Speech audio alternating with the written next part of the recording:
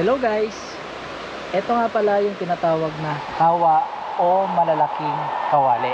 Ang probinsya ng Antique daw ay maraming aswang dahil maraming mga kawa na nagkalat dito. Pero ang totoo niyan, ang araw, isa sa pinakaprodukto na pinoproduce dito ay ang muscovado. At ang processing ng muscovado sugar, isa sa mga steps nito ay ang pagsalang at pagluto sa malaking kawali na tinatawag nga na kawa. Kinalaunan, humina ang negosyo ng muscovado sugar dito sa probinsya ng Antique, kaya itong mga kawa ay napabayaan. Pero dahil resourceful ang mga Antiqueño na negosyante, naisipan nilang gumawa ng negosyong kawa hot bath, kung saan ang mga tao ay niluluto ng buhay sa mga kawa.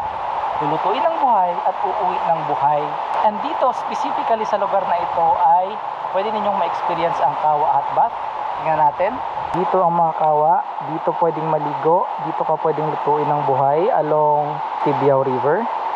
And by the way, mayroon ding flavors ang kawa hot bath tulad nito. Tingnan natin. Bawat isang flavor ay may kanya-kanyang unique na benefit sa ating skin.